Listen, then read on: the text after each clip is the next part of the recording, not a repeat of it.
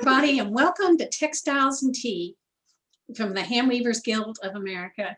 I'm Kathy Group. I'm the Advertising and Marketing Manager, and I'm going to be your host today.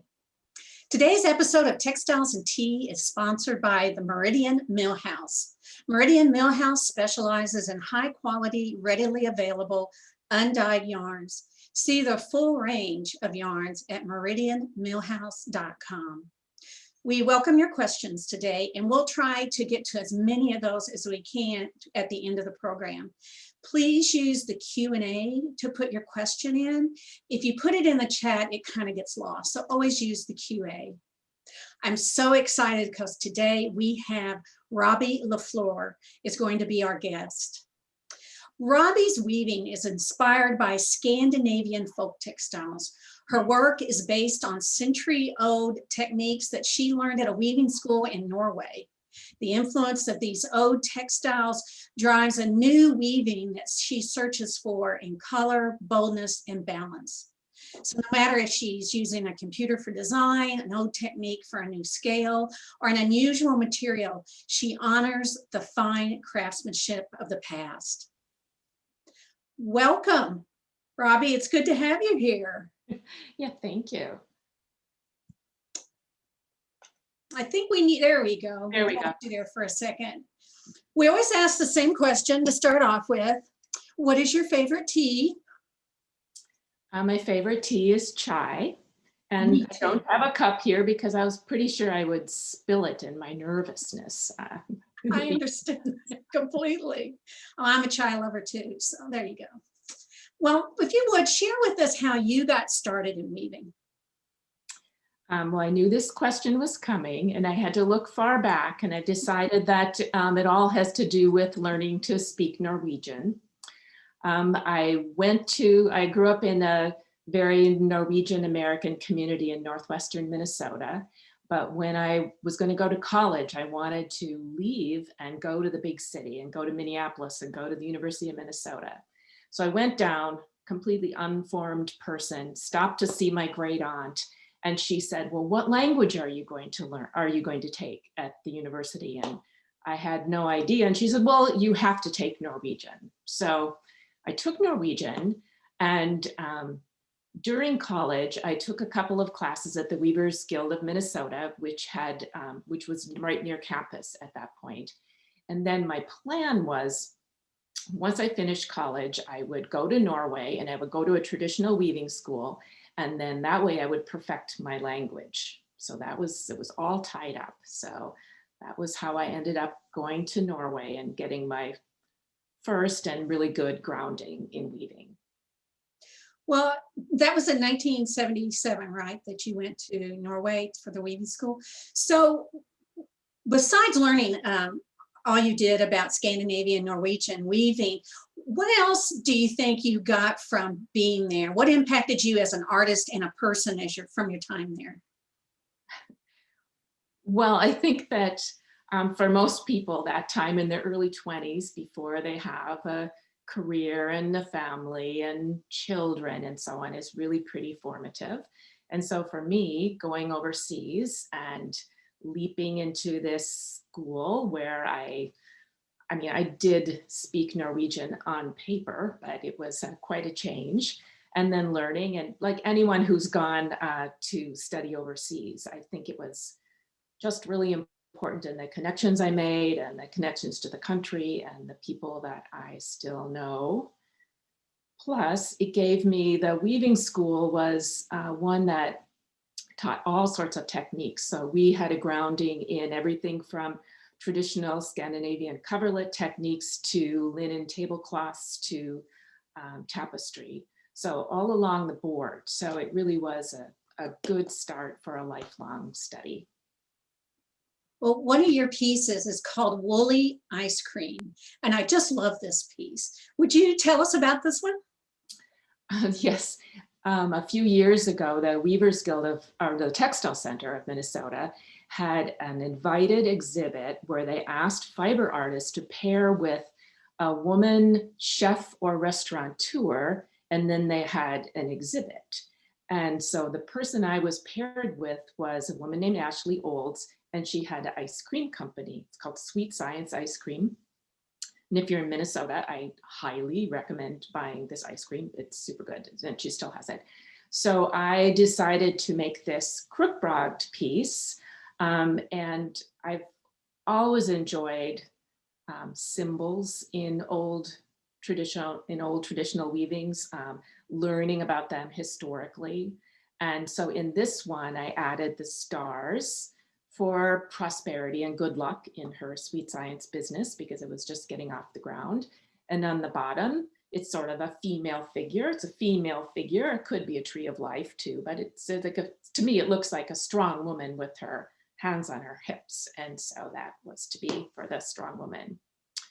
So I did the crook-brogged, and then I added ice cream cones, and then the looped stuff for the ice cream cones. And the fun ending thing was great exhibit, such a variety of fiber techniques. And in the end, a couple bought it for their newly born granddaughter, which I thought was awfully sweet also. I always love how artwork always have a story with them. They always have a story. And then this tapestry in memorial to Jacob Wetterling. This refers to a really tragic story of a kidnapping and a killing of an 11-year-old boy. Now, why did you choose to put that into a tapestry? When Jacob Wetterling was abducted when he was 11 years old, my kids were 2 and 4. And so it was that sort of an unsolved mystery of my life. And many Minnesotans and probably others can remember this too, like, will I ever know what happened to Jacob Wetterling? And then in 2016, the story was revealed about his murder, and his remains were found. And it was really sad to me. And I was in the middle of doing these a series of Dansbrog coverlets. And so this one sort of became data driven, because my thought was, it's so sad to me that Jacob Wetterling died at 11, and my children, who were 2 and 4, were now grown and had wonderful, rich life experiences. So it's actually, I mean, I won't go into the whole thing, but it's the number of diamonds represent the ages of them at the beginning, and then my children's long lives, and is not long. You have a lot of strong themes in a variety of your works. Have you always used political and social issues, or did those things come later in your work? Well, I think that so many of the things I weave are more about me. I mean, you say it's all about me, but it's more a documentation of my life and what's going on in history. I mentioned that I enjoy researching historical symbols, and a lot of the symbols that were used a couple of 100 years ago in Norway in these coverlets had religious aspects to them. And that's not a big part of my life. And so to use the symbols now have become sort of interesting graphic elements in modern, in contemporary work. But I also thought, well, what symbols would be meaningful to me? So when I put stuff in, I kind of like it to be something that has to do with me. So for example, in another one of those Dansbrog coverlets, when I was weaving it, I listened to the news endlessly and podcasts and so on. And at that time, there was a lot of discussion about the United States relationship with North Korea and the missiles in North Korea. And so I made a line in the bottom of that one of some skinny missiles. It's graphic and cool, but it also just puts it at a point in time, not those religious coverlets of 200 years ago, but what was happening in the news right now. Well, it's interesting you mentioned time, because we have an image of a tapestry coverlet woven in the 1850s that you use for a reference for some of your work. And it seems like you like to incorporate all the old images and bring them into the new. How did that become part of your work? It partly has to do with my style of weaving. And in Krukbragd and Dansbragd and a lot of these banded coverlets, I never graph them all out ahead of time. And I like to work with one band and then look at its weight and color and width, and then figure out what needs to be next in order to balance it.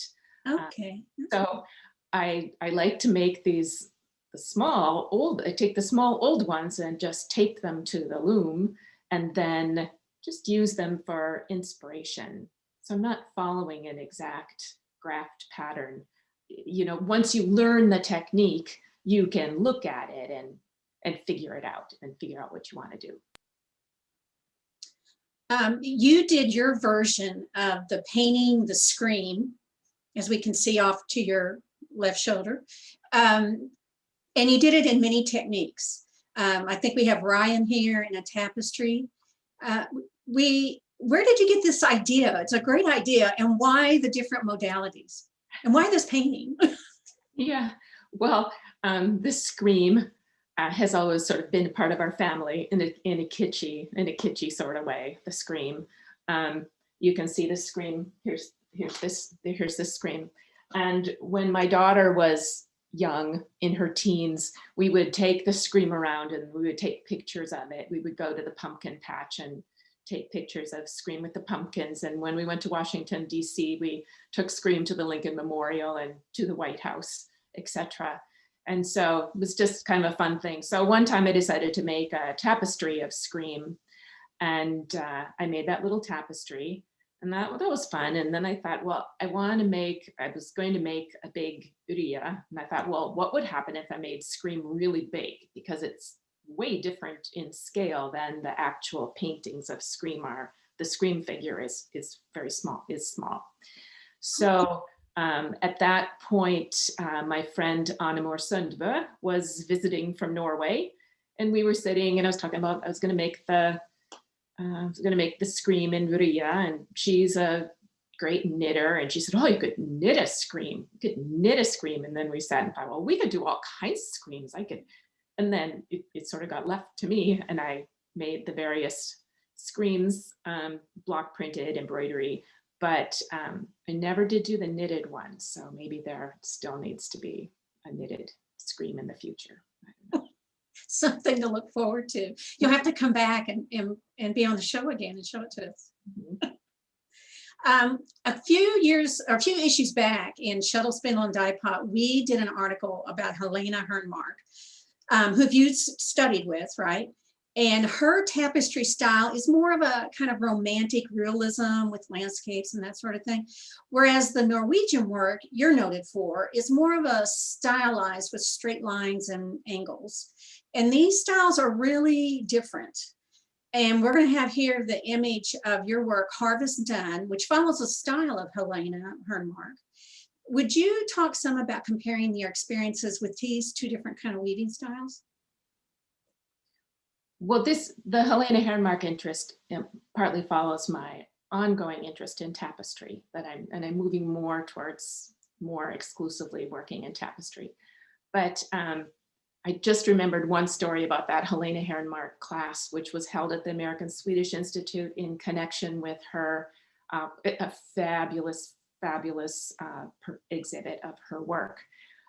But when you signed up for her class, one of the requirements was that you had to handwrite a page about why you wanted to be in her class. And she said later that was just because she likes to see handwriting. I can't remember exactly why it was, but it was the most unique application process I've been involved with for a workshop. But the Helena Harrenmark technique, the thing that I've learned so much about is that the technique is fairly easy to weave. I mean, once you have the instructions and you take a little class, you can figure out how to do the technique. It's what would take years to do would be to actually execute it really well and execute it to the, to the full capabilities of the technique. So I made a smaller one a smaller sample tapestry, and then I made this large one of my brother in the wheat harvester in a truck. And How big this is this one? yeah, I think it turned out really well.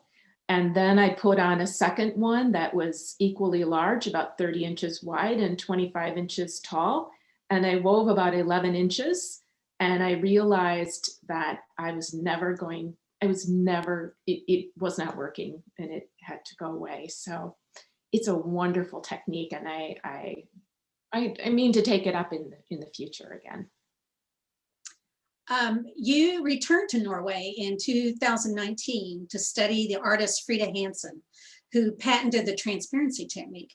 Her work is usually a little bit different from what we perceive as Norwegian weaving style. We have an example of your transparency tapestry. So what is your experience of going from one to the other of these techniques? Well, a couple of things. I have enjoyed doing transparency in the past. So this is a different sort of, this type of transparency that Frida Hansen wove in and patented a version, leaves open woolen warps. And so only part of the warps are woven. In the other kind of tapestry, which is often done in Scandinavia, there is a plain weave, lightweight linen background, and then an inlay of the pattern.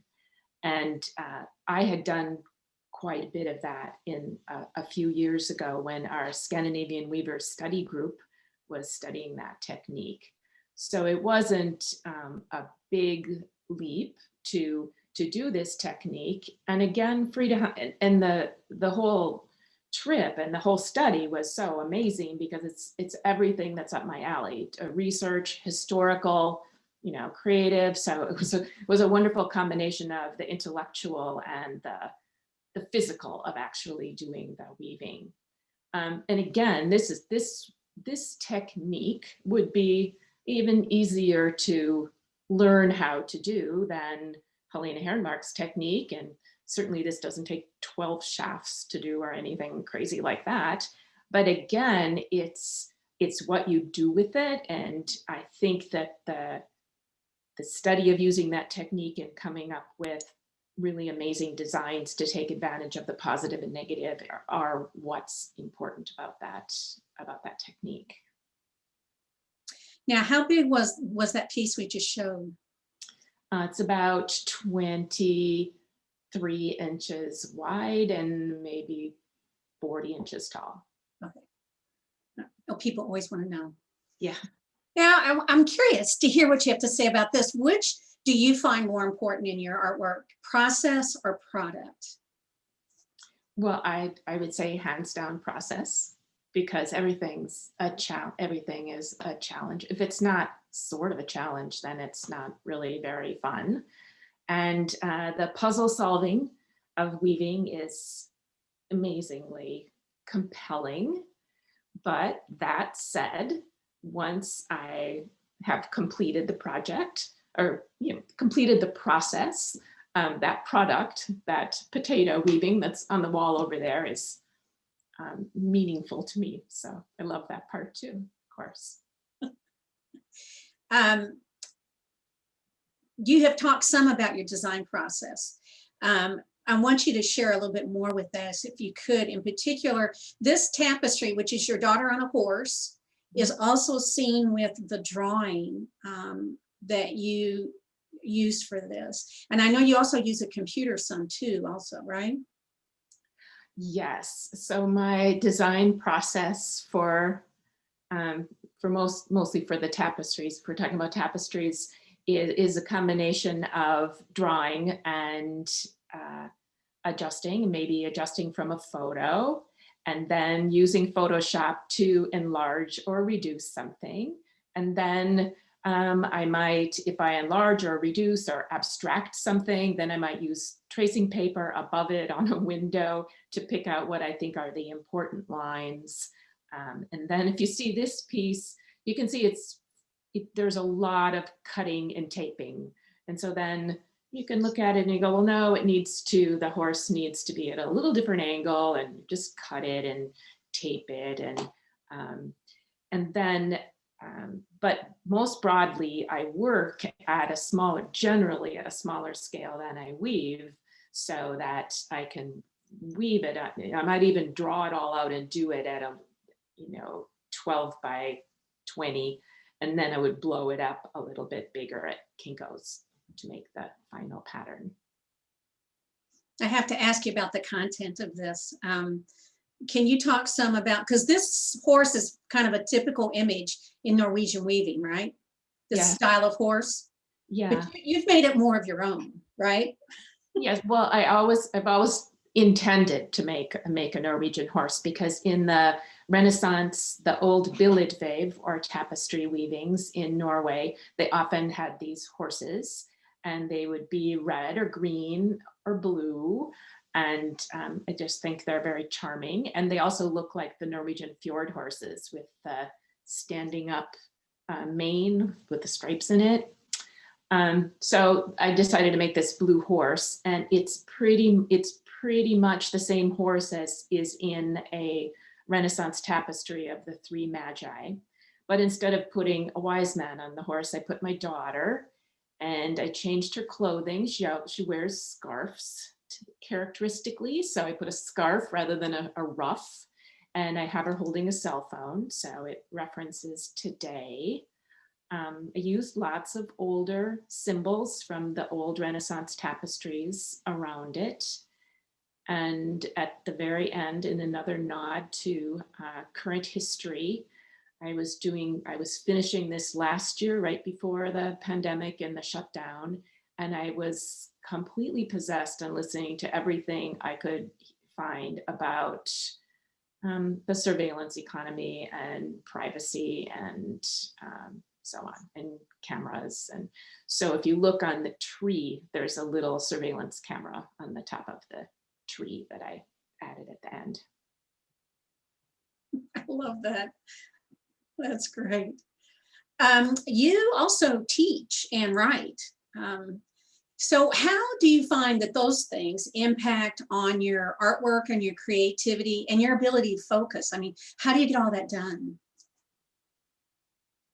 Well, right now my studio's perfect. I mean, I can go to my desk and work, and then go, 8 feet to the loom that's behind me. So that's set up. So you can always do what you feel like doing. I love doing the research and the writing, and that it always adds to my creativity in future projects, because I'm always seeing stuff that's inspirational in writing about historical things and just what I see online. For example, I am doing an issue on Vestfold. It's a banded Norwegian technique. That the very first piece you showed at the very beginning was a piece in Vestfold. But anyway, I'm reprinting an old article in the Norwegian Textile Letter and doing new research.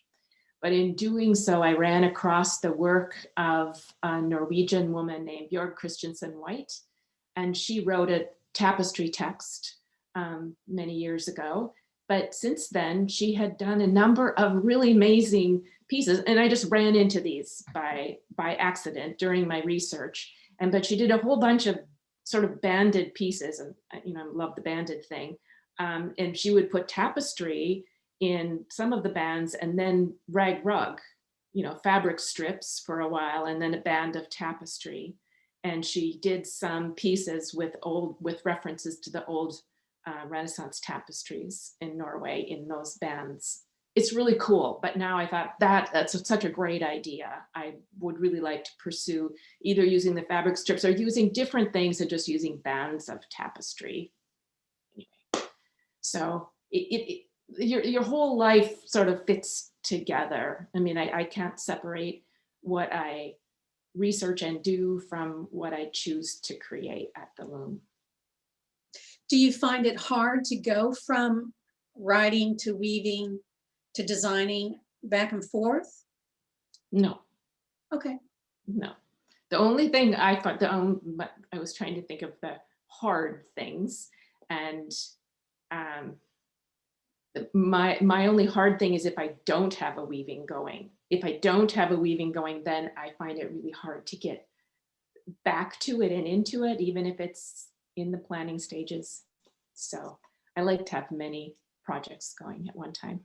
Well, that leads right into my next question, which is how, because everybody wants to know this, we all suffer through this, is how do you deal with creative block or burnout or just getting stuck? Or do you have that problem? Yeah, the only time I have the problem is if I have, like right now I have tapestry looms. So I have like 3 tapestry looms, and I can't leave it so there's nothing on all 3, because if there's nothing on all 3, I have a really difficult time getting over the hurdle of beginning something. Because with anything you make, I worry, well, is it going to be, I think you worry whether it's worth your time. Is it going to be cool? Is this going to be, was my idea a good one? Or is it just going to be stupid? So you know, once I'm into it, I can weave like crazy. Well, who's your inspirations now? Do you, with COVID especially, do you find that, are there people out there you can contact with and talk about ideas, bounce around ideas? Or is that something that you need, or you feel like you can stay within and do your own ideas?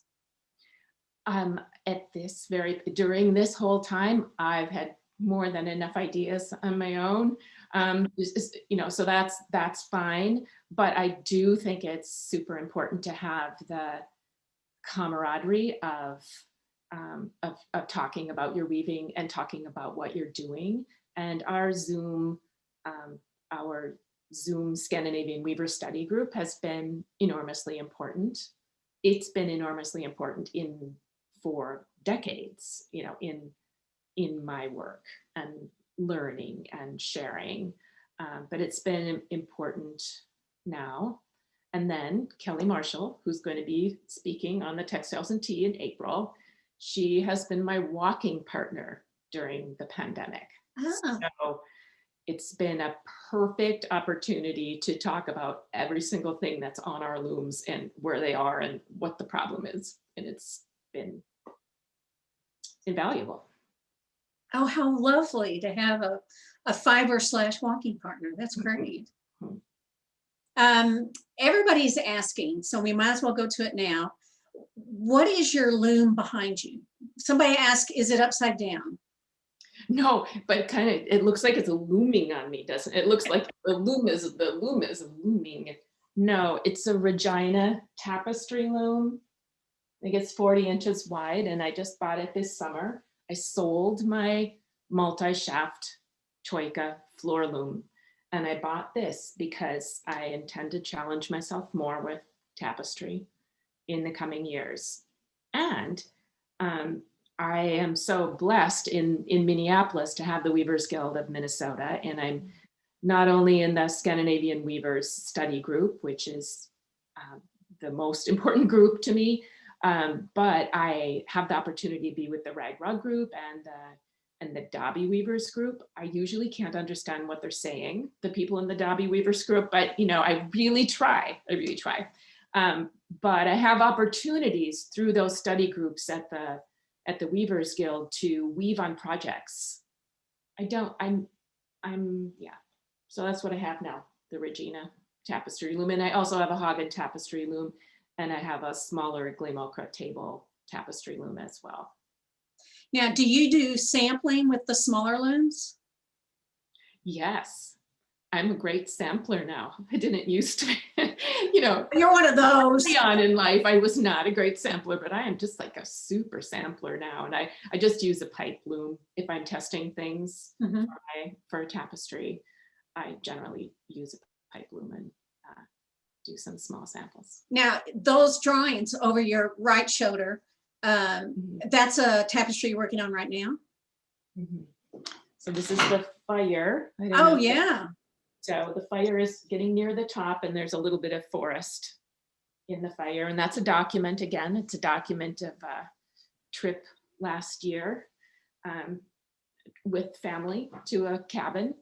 And I love making bonfires. So I had these pictures of fires. So this is the actual fire. I was making a tall fire with tall sticks, which is not a good idea because the tall sticks then they burn up and then they start to fall on the grandchildren. So it's not a good idea. So then, but then David Hockney had a wonderful New Yorker cover of a fire. And also another woman that I know made an oil pastel of a fire that I saw online. And I thought, oh, I'm gonna do a fire. I'm gonna do a tapestry fire. So I found those photos and I liked this squished orientation a little bit better. So I did make a cartoon, it's behind there. But I also am just looking at these and making some adjustments as I go along on the tapestry. Well, what do you think, how can I word your previous jobs that you've had in your life, do you think they impact on what you do now? Because you didn't go straight into being a full-time artist, right? No, everything fits together in one's life, I believe. And I was a librarian and the director of the Minnesota Legislative Reference Library. And in that, I was the best career ever. And we did a lot with documentation, a lot with state documents and digitizing state documents and making them available for the future. And that was really important and interesting. And so now in my work with the Norwegian Textile Letter, I think that I'm continuing to do the same thing. I'm continuing to try to get this stuff digitized and get it online and create community and create resources about weaving for the future. And then so it's all about documentation, as I said. I always like to see how people kind of convert from one to the other and what comes with them and what stays and that sort of thing. Well, let's go to some of our questions online. And Rebecca Mezoff has a question. Hi, Rebecca. She says, I know you to be a fiber artist with immense breadth, both intellectually and in practice. Do you have a procedure or reason why you choose a particular interlacement or technique over another one for an idea? For example, why an overshot technique versus Norwegian tapestry techniques for your particular artistic idea? Well, I started out with loving all of the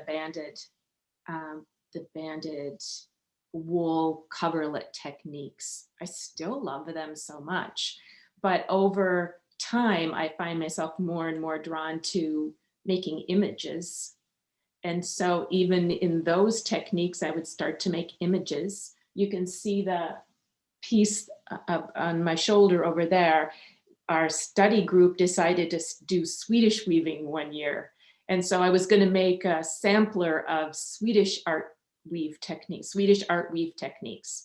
And so the dukagång on the top is the fallout shelter symbol from my father's potato warehouse when I was growing up. And I grew up right at the tail end of the Cold War fears. And I didn't have to be under the desk. That they did that before me, but I still wanted my parents to get a fallout shelter. I was very upset when they wouldn't do that. So this piece has the fallout shelter symbol, and then it has some Russian sai and sickle symbols, and it has some atomic bombs in krabbesnor and hallkrabbe. So I used those techniques and just decided to make images. So I keep going more towards image-based things. But I can't say that I have an image and so I'm going to choose which technique to do. It's not as thought out as that, Rebecca. Well, speaking of images, this is a question from, it's from Tommy Scanlon. How important is it to you that the viewer or the public understands your symbolism and what they mean? Oh, not terribly, because you can always describe it. I want it to be a pleasing image, and especially in tapestry, the medium of tapestry, I think is so compelling that if I make a a really pleasing and compelling image. That would be the main goal. And then to have the different meaningful pieces. It doesn't matter to me whether I have to explain it or not. What was the name of the school in Norway you attended? Is it still open? That's from Debbie Cummings. No, it was Valdres Husflidsskole. And it's not. Those sorts of traditional handcraft schools are no longer funded in Norway. Oh, that's too bad. I used to always admire them because they supported those schools like that. Yes, Oh, and and taught knitting in grade school and so on. Yeah. oh. But no.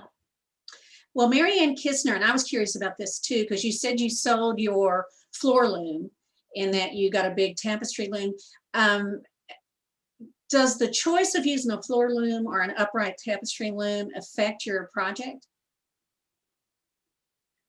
Well, I'm going to do mostly tapestries now on here, but it does have a reed and a beater. So I could do rag rugs, or I could do a lot of two shaft things with pickup. So I can do some of the Norwegian coverlet techniques that I like on this loom, but I just got it in August. And so with a lot of other projects going, it took me 4 months to get a warp on the loom. So I don't have a lot of experience with this loom yet. But you did do a lot of your tapestry work on a floor loom, right? No, No? no, generally not. Oh.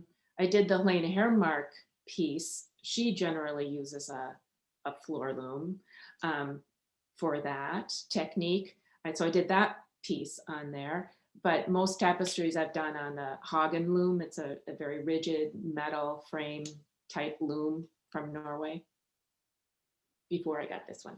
Yeah.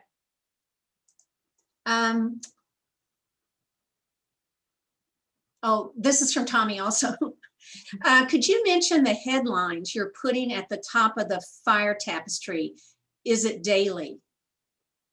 Oh, that was the intention. That was the intention, but of course that's it. Then I lost that. So my thought for this one was that I was going to document the progress of the fire tapestry by every day taping up the headline from the newspaper.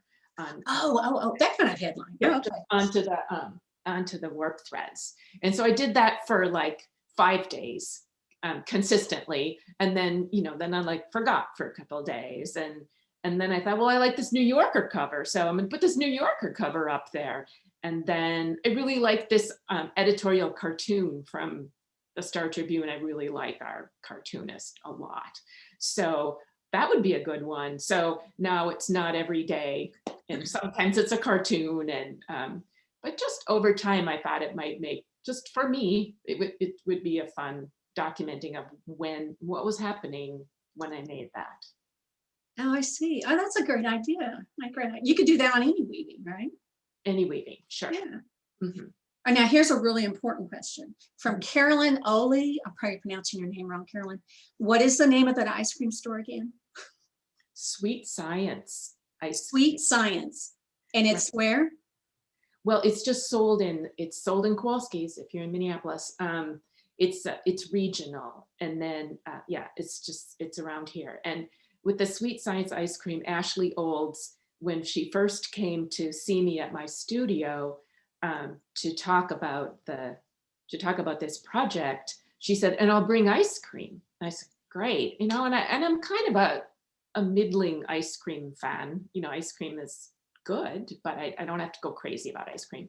And she brought samples of these tiny ice creams in a little package on dry ice with little spoons. And I ate this. It's just like, it's amazing. So it's twice as expensive as like other ice cream, but it's really good. Beth Wrench says you have a Glamoka Regina tapestry loom, right? Is that what's behind you? Okay. Do you have any tips for someone getting the same loom?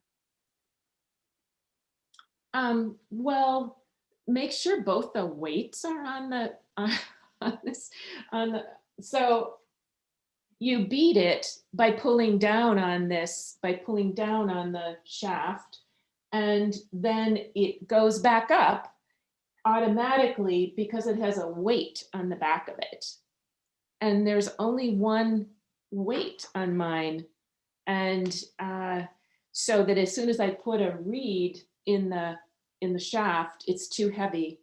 And so you can see right now it's tied up because I'm not using it. I'm not using the reed other than to space the threads this time. But you know, the woman that I bought it from had gotten it from a woman, you know, the first owner many years ago. So now I'm gonna have to have weights made for it. So just make sure all the parts are there. That's a tip. But I was able to figure stuff out pretty well. And I'm not such a technical loom person. I can solve stuff happening at the, you know, I can solve stuff in my weaving, and I love that puzzle process, but I'm not one that says, give me that 12 shaft loom and I'm gonna figure out that baby. That's not me, so. Yeah. I've had a couple people ask me this. This is Lorraine Whale. How is the tapestry, the transparency, and Theo Mormon alike and different? They're alike in that there are areas of positive and negative that work well in the design, but in the open warp Frida Hansen technique, there is no background. There's no background structure. So one of the sort of really funny in almost an amusing way things about weaving in the Frida Hansen technique for me, who is used to weaving, for most tapestry weavers, you build your tapestry and you're using a beater or a fork, as most Norwegians do, and you're beating it down and you're beating it into it. And then if you do a Frida Hansen tapestry, you're starting out and you're adding, like if you remember the leaf of the potato plant, and you're putting it down and you're just setting it in there. And then you're putting in the next row and you're just tapping it down. It's just like a funny counterintuitive thing once you've been used to covering the thing. But in Theo Mormon also there's a tie up of really tiny invisible threads that hold the image, that hold the inlay in place. And so one of the things about Frida Hansen is that you have to make sure you're placing the yarn in the right way, and you can kind of work with it here and there and move up that edge of something or make sure something comes down. And if you're working in Theo Mormon, you are definitely working just row by row, and then it is in place. You're not, you can't futz with anything afterwards. Those are a couple of things that come to mind. Thank you. That's great. That's for Carol also. Carol was interested in that. Then Elizabeth Silvershack said, is Dansbrog what some people called skip plain weave? Part of Dansbrog is. Oh, okay. Yes. Yes, there are similarities. Kathleen Phelan said, I visited Minnesota and was impressed by the seeming abundance of local artists. Do you have any sense whether these are a lot of artists? If a sense of whether there are a lot of artists and why this might be? Well, one thing is the strong weaving community. The Weavers Guild of Minnesota has been around for 70 years. And the Textile Center, which is a statewide organization of all types of fiber organizations, has been around for some decades now. So there's really there are many classes, there are many opportunities for collaboration and opportunities, I don't know, everything from opportunities to showing your work and for finding like-minded people to help you solve problems or give you inspiration. So I think it's just like anything. I think like, oh, it's a good restaurant town. So make another restaurant, you know, because people go to restaurants. It's not like you can only have so many. So I think that it's, yeah, there's just a good, and if you're interested in Scandinavian weaving techniques, you know, I've been blessed by my Scandinavian Weavers study group, and just the opportunities to learn and share. Well, Margaret Clayson, I'm sorry, Margaret. How do you get in touch with the Scandinavian study group?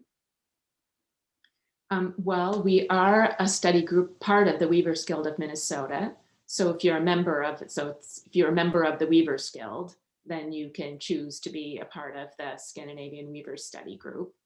And it's interesting, the whole pandemic thing. I remember a couple of years ago, people saying, well, could we maybe do a remote of our meetings? And we thought, at the time, I thought, oh my God, that's just way too, that's way too hard. And, you know, now we all do this at the drop of a hat, although once, so right now, it is interesting. So right now in our Scandinavian Weavers study group, we do have some people who are joining us from the East Coast and other places. Well, and all around Minnesota. I mean, it's good for our Minnesota people too, and Wisconsin and Iowa and South Dakota. Yeah, so look at the Weavers Guild of Minnesota site. There is a blog that I did for the Scandinavian Weavers group, and it's scandinavianweaversmn.com, but it's not active. Once we switch to our new listserv software, that's not being updated, but there's lots of stuff on it. Oh, that's great. It's a good place to send people to. Mm-hmm. What was the name of the person who combined the tapestry with the rag weaving? Björg Christensen White. And I'm going to write about her, and I contacted her. She's over 80 years old and she doesn't do email, so it's going to be a little bit of a challenge. Because I don't want to call on the phone, but I'm going to. But yeah, so I am going to write about her and her technique, and I will, so there'll be more about that soon. And her first name was what? Björg. Björg. BJO with a /RG. Björg Christensen White. Okay. That was for Diane Pig. Thank you, Diane, for that question. Debbie Bailey said, what is the symbolism of the burning man in the fire? Oh, there's no burning man in the fire. I don't think. I thought I missed something. It was just tall sticks, right? Just sticks. Okay. Yeah. It's just sticks, Debbie. What is the name of the woman who taught the open warp tapestry technique? That's Christine.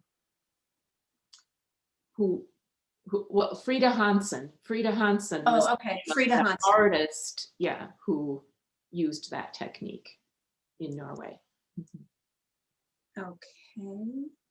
And have you ever incorporated, I know the answer to this. Well, I've seen you do embroidery. Somebody's asking Sue Mercer is asking, did you ever incorporate embroidery into your tapestries? If so, do you have a sample? No, I've not. I've been pretty, with my own tapestries that I've done, a lot of them are in the Scandinavian billedväv style, but I've not, and they've been pretty traditional in that way. No, I haven't tried embroidery on them.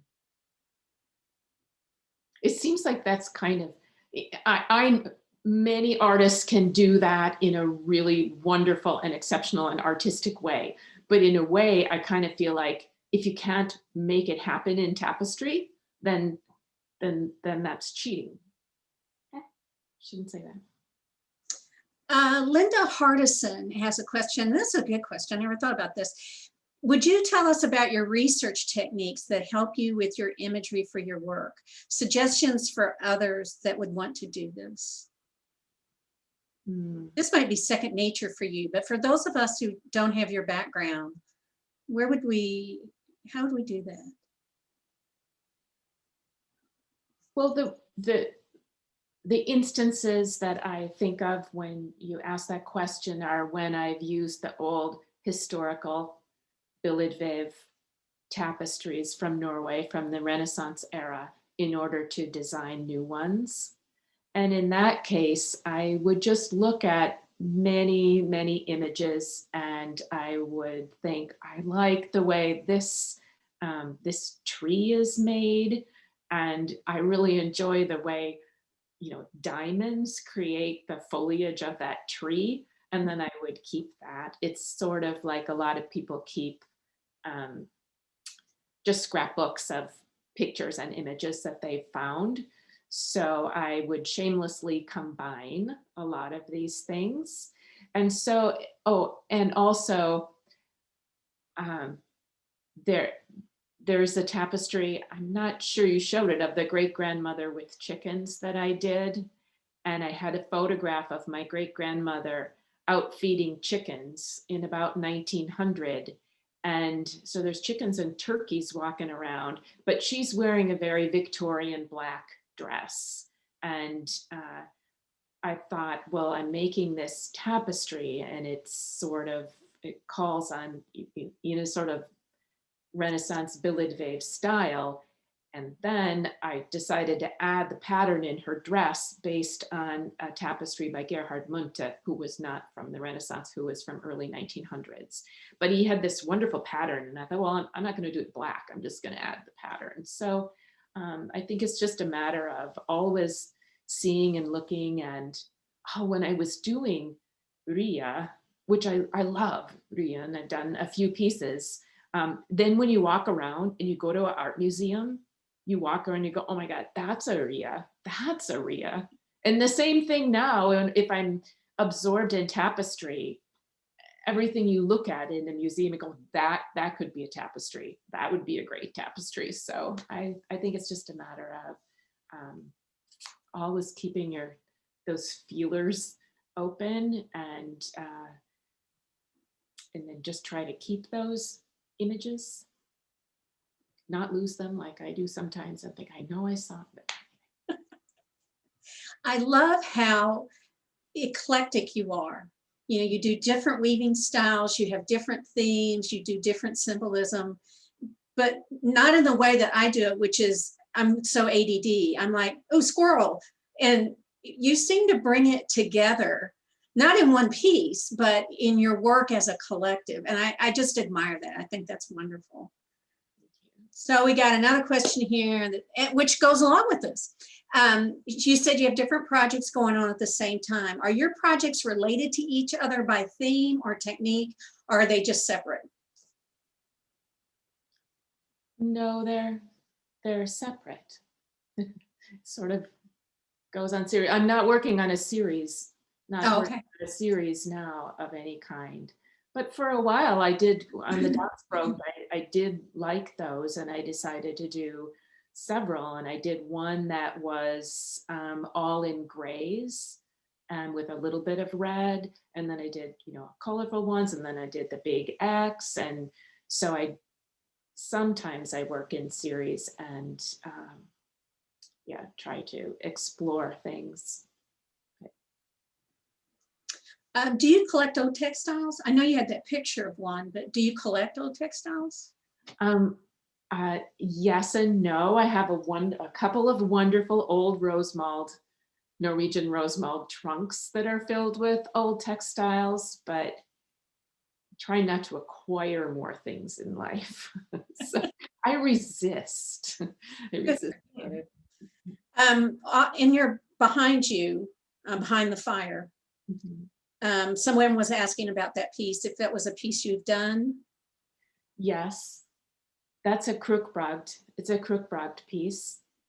And again, that was part of a series, and where I translated an article from a Norwegian magazine called The Old Pattern, and it was about a traditional pattern in the Valley of Gudbrandsdal. And so the first thing I did was try to make it exactly as they instructed in the magazine, so it would be like the old one. And then I did 2 more color paths using the elements of that, you know, and then it had a number of borders, and then they're supposed to be in an order, and I did that the first time, and then I thought, well, now, you know, fruit basket upset, I'm going to use all of the elements in a different way. So that's one of those. Well, I cannot believe our hour is up. It's been wonderful. I really appreciate you taking this time and talking with us and sharing your studio with us. And I hope you'll come back again, especially when you get your research done and you've got that article coming out. Great, thanks. If you want to know more about Robbie LaFleur, go to her website, robbielafleur.com. And there's lots more images of her wonderful work. There's the story behind the images. You can just get lost in her website. So I encourage you to go there and learn more. Again, I want to give a special thanks to Meridian Millhouse, who sponsors today's Textile and Tea. Be sure you check out their website and see their wonderful yummy loom yarns that they have there. If you would like to sponsor an episode of Textiles or Tea, or your guild or your business, please go to our website and learn more about becoming a sponsor. Go to weavespindye.org. Textiles and Tea is supported by the generous donations to the Fiber Trust. If you would like to see more programming like this, please support HTA by becoming a member or donating, or both, at weavespindye.org. If you missed part of today's program, or you want to watch it again and hear all this wonderful information from Robbie, or if you want to share it with someone, it was recorded and it can be viewed on the Handweavers Guild of America Facebook page. You do not have to have a Facebook account to go on that page and see it. Next week, we're going to have tea with Denise Kovnat. So I hope you all will come next week and join me for that discussion. I hope you have a great week. And again, happy tea.